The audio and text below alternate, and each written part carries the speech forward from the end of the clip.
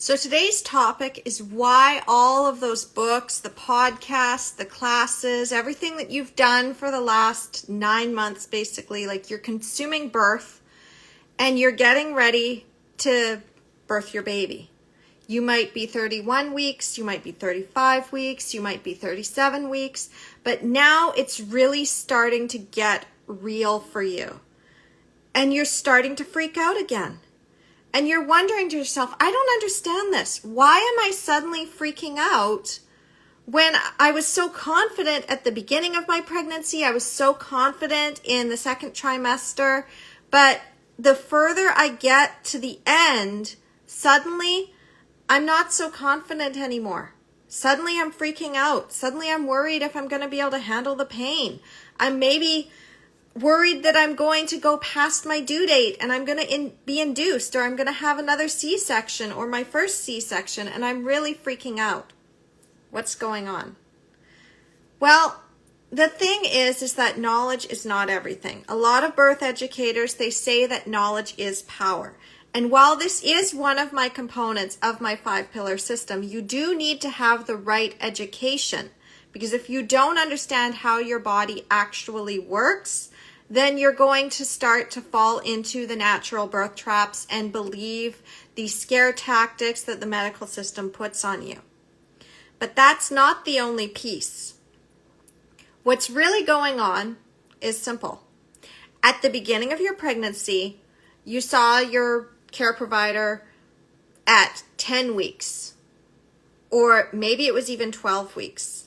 Maybe you didn't actually start to get to know your care provider until your second trimester. But you still weren't seeing them every single week, were you? You were only seeing them once a month. You were maybe going for a few tests, but other than that, you really weren't getting that connection with your care provider, where they were in your head.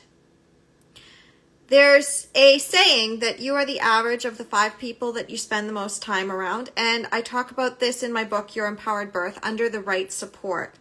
But the other thing you need to recognize is that your care provider is an influence on you.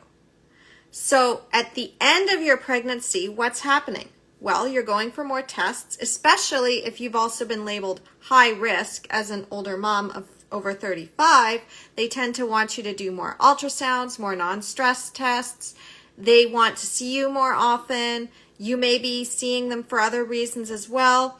Maybe you have chronic high blood pressure or gestational diabetes. Maybe you're trying for a VBAC. Maybe they have routine growth scans that they're doing. I myself went with a midwife, so I had fewer appointments. And even with my first baby at 27 years old, I was told I needed to go for twice weekly ultrasounds, or twice weekly non-stress tests, bi-weekly ultrasounds. And then in addition to that, I was seeing my midwife every single week because I was going in for prenatal classes. Now, if I'd seen an OB like I was supposed to, I guarantee I probably would have had my self-doubt come up a lot more than it did. But I could see what was happening. Here's what's really going on. You know how I talked about fear-based decision-making, and I talked about how your care provider can undermine your confidence in how they convey information to you, like saying what the risks are, basically making it sound a lot scarier than it really is, telling you we don't allow you to go past 41 weeks because there's a risk of stillbirth, but they don't tell you the exact numbers, or they're telling you your baby is too big. When they are constantly getting into your head, this is when you start to have those doubts come up. So one thing that I noticed when I was running my group program back in 2021 with my star students, Lisa, Rebecca, and Jenny, who I talk about inside Your Empowered Birth, what I noticed is that all of them did not want any unnecessary tests. They didn't want to be pushed into any medical interventions. They were very clear. They were having a VBAC, and they were not going to let the medical system push them around. So when they did go into their appointments, they went in fully resourced and not afraid. And also not seeing them as the expert. So their care provider was no longer the expert. They were the facilitator of certain services that may or may not be needed, but otherwise they're a consultant. So the game shifted when they became the birth consumer, because suddenly they're deciding, I don't really see any need to go and do this appointment, because all they're going to do is talk about my weight and tell me I'm too big or I'm too old or I'm too close to the end and the baby's going to get too big and I'm going to have a C-section, or they're going to try to push me into a test that I know I don't want. And so they chose not to go to those appointments. Because when you have a care provider who is constantly pushing you, a category 5, I call them, they're the ones that no matter how many advocacy skills that you use, which I talk about inside my Empowered Birth Toolkit, go to empoweringmomsbirth.com/toolkit. It's free, has everything you need. It has a report on how to advocate for yourself with the care providers that are supportive versus the one that's not. With a category 5, you don't want to go to those appointments, because no matter how much you try to stand up for yourself, they are going to keep trying to scare you. And if they can't scare you, their next step is scaring your partner. And this is what happened to me, is there was a category 5 OB, I'm not going to name names, but people in my area know who he is, and they know the way he practices. And he used to be, this was over 10 years ago, he used to be very easy on the eyes. So nurses and people who wanted the moms to comply would literally bring him in just because he had that charm and charisma. But I saw right through it. So I'm like, yeah, he's good looking. Who cares? Because he's a chauvinist who is now looking at my partner and being like, it would be really dangerous for her to have this home birth that she keeps pushing. So guess what happened? My partner, he was also a category 5. I just didn't see it at the time. But he suddenly had she's going to put my baby in danger. I got to put my foot down on this. Now, I was able to turn this around with my second, because again, with category 5s, you have to look at their own interests, and they do not care about your experience at all. They do not have any empathy. That's a category 5. They do not have empathy. And unfortunately, 1/3 of the medical professionals out there are category 5, because category 5s are attracted to power. They are attracted to prestige. They are attracted to money. And there is a lot of money in doing C-sections and inductions, and you're also lauded as the hero. So it makes sense that these people would gravitate to that. They are also, unfortunately, the ones that are up at the top of the hierarchy, because they know how to step on other people's toes. They know how to put fear into their colleagues to comply and toe the line. If you have a category 5 care provider and you've hired a midwife though, but the category 5 care provider comes in and is like, why aren't those waters broken? Guess what? The midwife has the choice of either coercing you into getting your waters broken or getting written up. This again, I talk about this inside of my report on how to advocate for yourself. So what you do is you put your name and email in when you go to empoweringmomsbirth.com/toolkit. This is going to get you all of the things that you really need to know about how to plan your birth from a place of power instead of a place of fear. Because no matter how many books you read, no matter how many podcasts you consume, no matter how many blog posts you read, no matter how many classes you take, they are not going to help you when it comes to the underlying factors of why you crumble under the pressure, no matter how much evidence you have. That's fear. They are preying on fear. As long as you have underlying fear, and as long as you trust somebody other than yourself and your instincts, and as long as you are allowing your partner to have their fears project onto you and say, they're afraid, I'm just going to do this, I'm just going to compromise, you're going to fall into those same traps, and you're going to keep falling into them over and over and over again. Because unfortunately, as women in society, in our social conditioning from the time we were born and as we were growing up, what were we taught? We were taught doctor knows best. We were taught that if you don't do what somebody tells you who's in a position of authority, you're going to get in trouble or something's going to go wrong. You don't know as much as they do, especially as a first-time mom.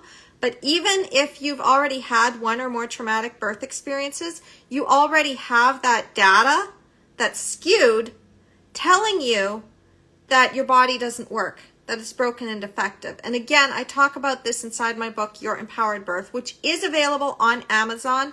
I've also recently put it on YouTube, so you can go to my YouTube channel, go into the playlist. I've created a playlist for first-time moms and one for second-time moms with the exercises from the book, because honestly, I just want to get this information out there. I've created the Empowered Birth Academy to help you if you want to get a course, but I have 3 tracks for working with me. So the first is the do-it-yourself. You can go and consume all of these videos. You can like, you can share, you can subscribe. All I ask is if you do the do-it-yourself that you pay it forward. I also run a newsletter, which you will get if you sign up for the toolkit or any of the other goodies on my site.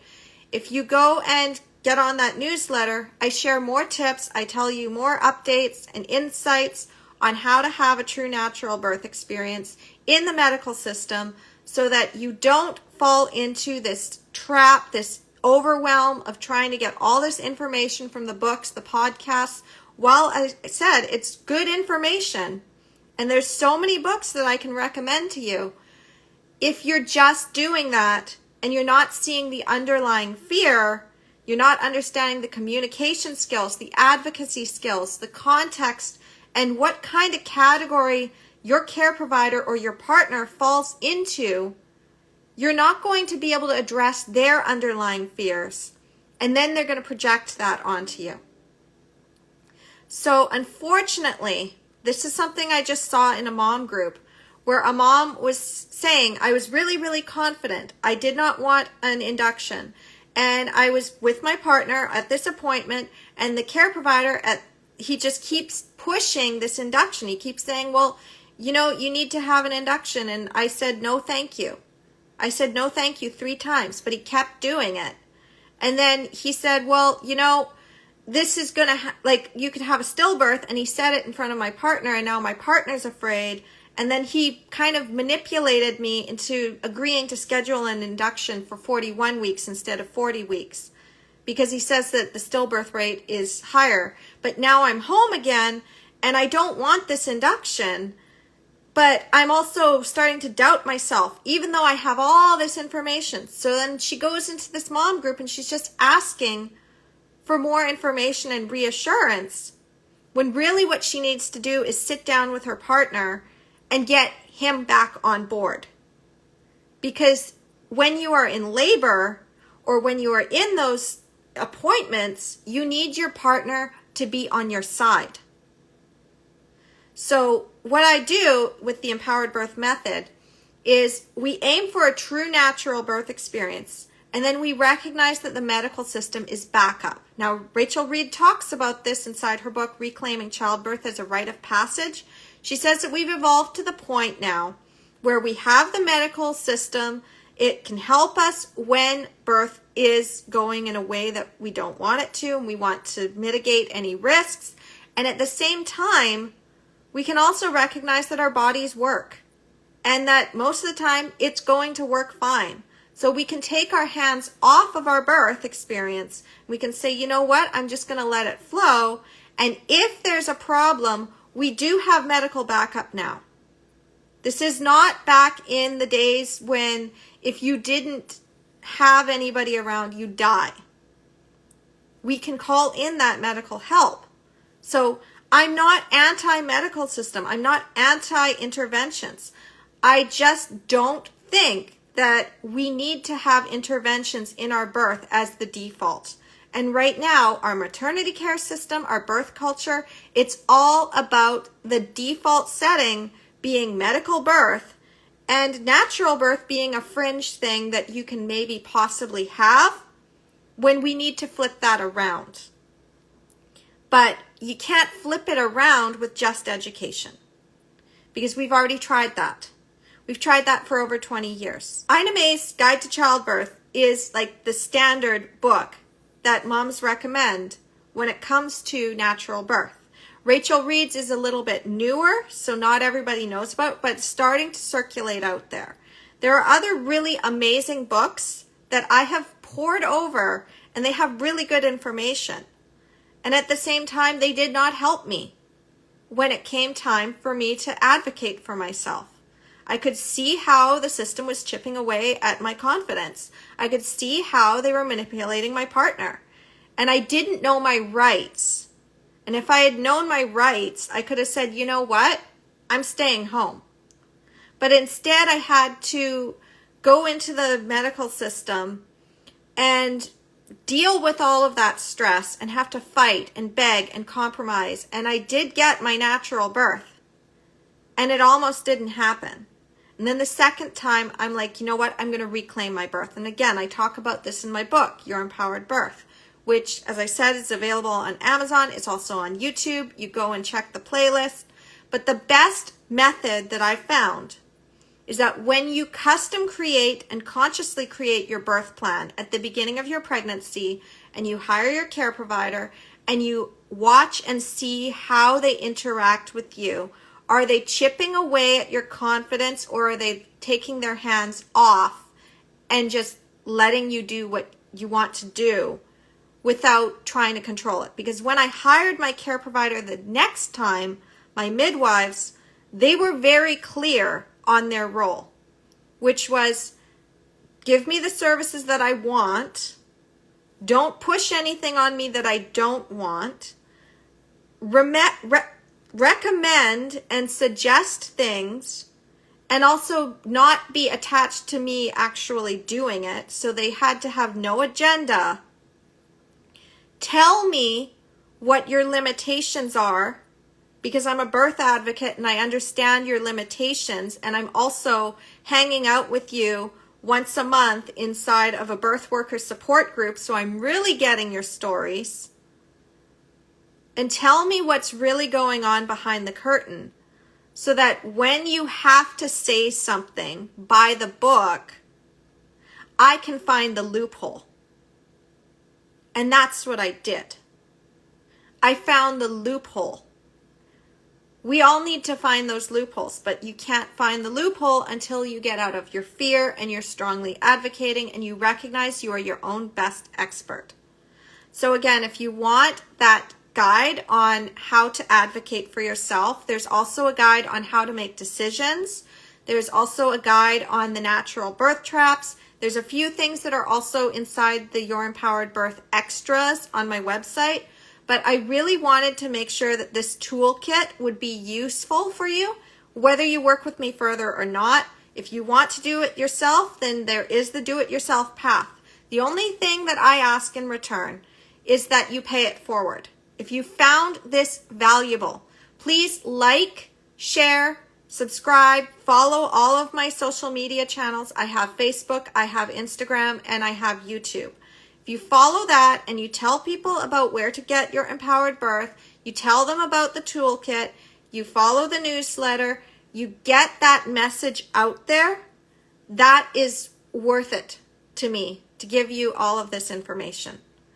Now, the other path, maybe you don't want to go and sift through a whole bunch of information. I mean, I put a lot out there. It's not just Instagram. It's not just YouTube. There's also resources. I'm constantly creating because I'm out there in the mom groups and I'm seeing the questions and I'm answering them in a more intentional way than what typical mom advice is. I get onto podcasts. I share my system. I tell people all the time about how to do this. So if you're like, oh my gosh, like she's got like hundreds, thousands of videos by the time I get here. Well, and if you don't want to do that, you can go and get Your Empowered Birth, because that is the fastest roadmap to the basics of my system. And I also have Your Empowered Birth Academy, which you can go to my website. You can check that out. It's all on my start guide as well. So empoweringmomsbirth.com is my website. And that is the self-study. Because not everybody can do the last one, which is work with me directly. I don't take on a lot of clients anymore. I'm really focused on getting this message out there. I'm focused on other aspects of my life, and I'd like to have some time back with my family. So I only take 1 or 2 clients on per year, and the price tag is quite steep, but the transformation, I can get things turned around within 6 weeks. In fact, that's what happened with my previous client that I had last year in the summer, is she came to me at 35 weeks. She did not want to have another C-section. She'd already been tricked 3 times into having a C-section. This was a highly volatile area where they basically said no to her having a VBAC. They would not take any outside evidence from the US, which has a lot of stuff. Jen Camel is very good with her VBAC facts and breaking down the evidence. But even though those studies were really well done, they weren't for that particular country. So they were not taking that into consideration in the medical system. They said, well, it's not done here, so therefore we're not going to even think about it. So what happened is ultimately I trained this couple, and I got the dad to be a strong advocate, and I got the mom to be a strong advocate within this highly scare-based, fear-based medical system that tried every single tactic, including coming to her house when she was in labor, trying to scare her into going to the hospital for a C-section. Now, she did end up choosing to transfer to the hospital for her own reasons. She wanted to get the epidural. She was tired. Sometimes that is something that you can call in. Again, that's why the empowered birth method is aiming for natural birth and then pulling back as needed, but not calling in everything. So she said, I will get the epidural, but I'm not having a C-section. And she did it. She ended up having her vaginal birth after 3 previous C-sections, even though the medical system said it wasn't allowed, even though they tried every tactic to try to scare her, because she wasn't focused on information. She wasn't focused on books and podcasts and all of that. She'd already binge watched all of my videos on cesarean traps on YouTube. And she's like, that's it. I'm going to work with you. I'm going to do whatever it takes to work with you. And she did. And that's her transformation. She made medical history. Her story's going to be in a medical journal now for her country. So when you recognize that, it's like, I have these 3 paths because I can see the transformation. When you finally get past your fear and learn how to advocate strongly for yourself, and you use the 5 pillars of my empowered birth method, what happens is that none of that anxiety and overwhelm can get to you anymore. You can read all of those books. They're good supplemental education. They're also really interesting. I mean, if you happen to have a passion for birth, and even after you've had your babies and you're like, you know what, I really love this, we need more birth advocates. We need more supporters of natural birth out there. We need more empowered birth ambassadors, as I call them. So you can continue to follow me even if you've had your babies, and you can continue to support everything that I'm doing and what my friends are doing, because we are really committed to this. In fact, one of my dear friends, Dawn Thompson, who runs Birthify, is also really committed to this. And she is also of the opinion that we need to be sharing this stuff because it's not getting into mainstream. And the thing is that when you become that birth consumer and you recognize the medical system as a tool, not as the be-all, end-all, have to do it, then that's how we will shift things. Because the birth workers, we've all tried this. So if you are a birth worker, you know what I'm talking about, how frustrating it is to try to get a policy change. Well, that's because we've been focusing in the wrong area. We haven't been addressing the underlying fear. So again, if you want to address that, go and get my toolkit. It's empoweringmomsbirth.com/toolkit. It will get you on the weekly newsletter where I do a deep dive. These newsletters are very deep dive. And I go into several different sections of, there's empowered birth stories. There's the empowered birth transformation, how you can apply the 5-pillar system and everything else I teach to other aspects of your life. Because how you come to your birth is how you come to your motherhood. It's how you come to building a business. I use this system to get out of a really toxic relationship. I use this system to become an empowered single mom, running her own business, making this impact. And, you know, it's just incredible what this has done. When you have an empowered birth, you're an empowered mom for life, and no one can take that power away from you again. And then you can advocate strongly for your children when they need to go in for medical support so that they don't get traumatized, or you don't get taken for a ride and doing a whole bunch of things that are costing you money or costing you time, or both, especially if you're in the States. Here in Canada, we don't pay for our medical care. We get it through our insurances in the government. But still, that time that you have to take out for those appointments only to find out that something isn't necessary, like the non-stress test that I was told I had to take, that ended up taking a lot of time out of my day and out of my partner's paycheck, that, like, you don't want to do that. So again, empoweringmomsbirth.com/toolkit. And thank you so much for watching. If you did find this valuable though, please like, share, subscribe, follow, tell other moms about this. Drop this in the mom groups when you see the question, what kind of podcast or things should I follow? Because I can't be everywhere at once, okay? And it's so frustrating seeing the same bad information getting circulated over and over. The popular things are not always, I mean, sometimes they are, but some of them are so mainstream, and I'm just shaking my head and I'm looking at, it's like, this is not going to help. This is going to lead them right into those natural birth traps. All right. So thank you so much for watching, and I will talk to you soon. Bye.